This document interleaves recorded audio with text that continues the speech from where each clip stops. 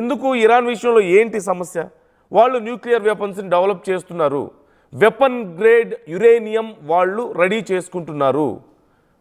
ఇది కరెక్ట్ కాదు అని యుఎస్ చెప్తోంది. తమకి అలాగే ఇటు ఇజ్రాయెల్కి తమ మిత్ర దేశాలకి నష్టం చేసే పనిని మేము ఒప్పుకోం అనేది యుఎస్ చెప్తున్న మాట.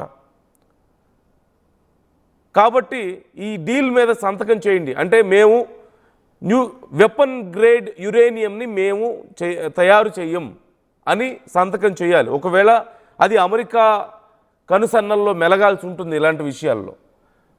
లేదు అంటే ఒకవేళ యురేనియంని వాళ్ళు ఫిల్టర్ చేసినట్లయితే, ప్రాసెస్ చేసినట్లయితే అది అమెరికాకి నష్టంగాను, అమెరికా మిత్ర దేశాలకి ముఖ్యంగా ఇజ్రాయెల్ లాంటి దేశాలకు నష్టంగా భావించి ఆ దేశం మీద దాడులు చేయడానికి అమెరికాకి హక్కు వచ్చేస్తుంది. ఎవరిస్తారు ఈ హక్కుని?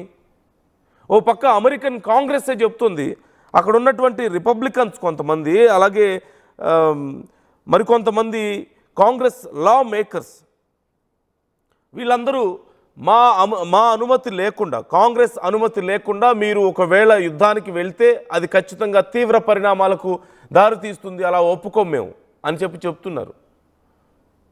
అమెరికాలో ఉన్నటువంటి సొంత పార్టీ నాయకులు కానీ అక్కడి కాంగ్రెస్ కానీ ఒప్పుకోని పరిస్థితుల్లో ట్రంప్ చాలా మొండిగా వ్యవహరిస్తున్నాడు. ఒకవేళ ఇది ఇలాగే కొనసాగితే నిజంగా ఇరాన్తో అతిపెద్ద యుద్ధానికి గనక అమెరికా దిగితే ఖచ్చితంగా ఇరాన్ భయంకరమైనటువంటి నష్టాన్ని చవిచూడాల్సి వస్తుంది. అందులో ఎలాంటి డౌట్ లేదు. కానీ ఇరాన్ అమెరికా మీద తిరిగి దాడి చేస్తుందా? అమెరికా వరకు ఇరాన్ క్షిపణులు వెళ్తాయా అంటే లేదు. ఎక్కడి వరకు వెళ్తాయి? ఇజ్రాయెల్ వరకు వెళ్తాయి. అమెరికా మిత్ర దేశాల మీదకి వెళ్ళే అవకాశం ఉంటుంది. అరబ్ కంట్రీస్, అమెరికాకి అనుకూలంగా ఉన్నటువంటి అరబ్ కంట్రీస్ మీదకో లేదంటే ముఖ్యంగా ఇజ్రాయెల్ మీదకి వెళ్ళే అవకాశం చాలా క్లియర్గా ఉంటుంది. ఇప్పటికే ఇరాన్కి చాలా సందర్భాల్లో ఆయుధాలని ఇచ్చినటువంటి ఇరాన్ గతంలో ఖమేనీ ఇజ్రాయెల్తో యుద్ధం జరుగుతున్న సమయంలో ఖమేనీ తప్పించుకొని పోయి దాక్కోవడానికి సహకరించినటువంటి రష్యా ఇప్పుడు మరొకసారి ఇరాన్కి ఆయుధాలను సప్లై చేసే అవకాశాలు కనిపిస్తున్నాయి ఒకవేళ యుద్ధం అంటూ వస్తే. ఇవన్నీ కాదు, ఇక పూర్తి స్థాయిలో ఇరాన్ని నాశనం చేయడానికి అమెరికా రెడీ అయితే ఓవైపు రష్యా సిద్ధంగా ఉంది. అమెరికా మీద ఎలాంటి దెబ్బ కొట్టడానికైనా సిద్ధంగా ఉన్నటువంటి చైనా కూడా ఈ విషయంలో ఇన్వాల్వ్ అయ్యే అవకాశాలు ఉంటాయి. Then just see what is going to happen అనేది మీకే అర్థమవుతుంది. ప్రపంచ అగ్రదేశాల యుద్ధాల్లోకి వెళ్తే అణు సామర్థ్యం కలిగినటువంటి దేశాలు, న్యూక్లియర్ వెపన్స్ కలిగినటువంటి దేశాలు యుద్ధాల్లోకి అడుగు పెడితే, పూర్తి స్థాయి యుద్ధం కనుక మొదలైతే ఎంత భయంకరంగా ఉంటుందనేది మనం చూడొచ్చు. ఇప్పటికే వాళ్ళ వార్షిప్స్ అబ్రహం లింకన్ లాంటివి వాటర్లోకి ప్రవేశించాయి. ఇరాన్ బోర్డర్కి దగ్గరలో చక్కెర్లు కొడుతున్నాయి. అమెరికాకి సంబంధించిన జలాంతర్గాములు ఇప్పటికే, సబ్మెరైన్స్ ఇప్పటికే ఇరాన్ బోర్డర్లో ఉన్నాయి. B-2 బాంబర్స్ ఇప్పటికే మిడిల్ ఈస్ట్ చేరుకున్నాయి. ఏ క్షణమైనా సరే ఇరాన్ బోర్డర్ దాటడానికి మేము సిద్ధంగా ఉన్నాం అంటున్నారు. వాళ్ళ త్రివిధ దళాలు ఎక్సర్సైజులు మొదలుపెట్టాయి. అమెరికా అధ్యక్షుడు కేవలం ఒక సైగ చాలు వాళ్ళకి విరుచుకుపడడానికి. ఇక అమెరికా సైన్యం ఇరాన్ మీద విరుచుకుపడితే ఎలా ఉంటుందో మనకు తెలియంది కాదు కదా. ఇరాన్ డైరెక్ట్గా యుఎస్తో తలపడే పరిస్థితి లేదు కాబట్టి యుఎస్కి మిత్ర దేశాల మీద దాడులు చేసే అవకాశం ఉంటుంది. మరోవైపు ఇరాన్కి సపోర్ట్గా మరిన్ని పెద్ద దేశాలు కలిసి వచ్చే అవకాశం ఉంది, ముఖ్యంగా రష్యా.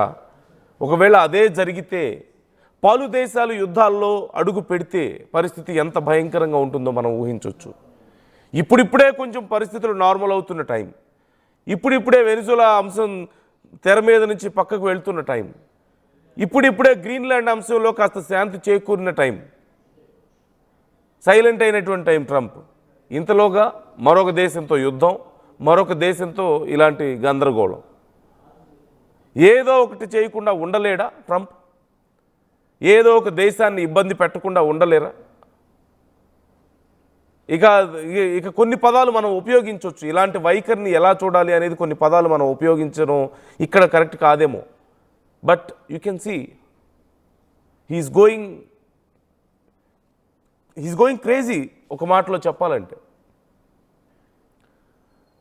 ఈ మధ్యకాలంలో వస్తున్నటువంటి ఎప్స్టీన్ ఫైల్స్కి సంబంధించి మొత్తం తప్పుదోవ పట్టించడానికి, చర్చను పక్కకి నెట్టడానికి కూడా చాలా పనులు చేస్తున్నాడు అంటూ మనకు కనపడుతూనే ఉంది. మరోవైపు ఇరాన్లో కూడా పరిస్థితులు కొంత సర్దుమణిగాయి. అంతర్గతంగా ఒక అంతర్గత వ్యతిరేకత మనం చూసాం ప్రజల నుంచి. అక్కడ జంజీ రోడ్ల మీదకి రావడం, ఖమేనీ దిగిపోవాలని కోరడం, ఎన్నో రోజులుగా చేసినటువంటి ఆందోళనలు ఇప్పుడిప్పుడే కొంతవరకు కంట్రోల్లోకి వచ్చాయి. అవి ఆందోళనలు పూర్తిగా పోలేదు. ప్రజలేమి శాంతియుతంగా ఆందోళనలు విరమించి ఇంట్లో కూర్చోలేదు, వాళ్ళ పనులు వాళ్ళు చూసుకుంటూ కూర్చోలేదు. ఖమేనీ అణిచివేతకి చివరికి వాళ్ళు తల ఉంచక తప్పని పరిస్థితి.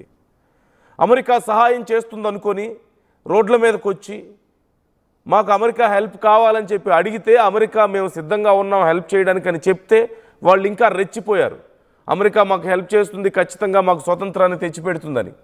తీరా చూస్తే ఇరాన్తో చర్చలు జరిపి ఎవరైతే తమని నమ్మి రోడ్ల మీదకి వచ్చి కొన్ని వేల మంది ప్రాణాలు పోగొట్టుకున్నారో వాళ్ళందరినీ మోసం చేసింది అమెరికా. ఓ పక్క ఇరాన్ ప్రజల్ని మోసం చేసింది, వాళ్ళకి మాట ఇచ్చి అవును నేను ఉంటాను మీకు సపోర్ట్గా అని చెప్పి చివరికి వాళ్ళు డీల్స్ కుదుర్చుకొని సైలెంట్ అయిపోయారే తప్ప వాళ్ళ ప్రాణాలకి ఎక్కడ విలువ లేకుండా పోయింది.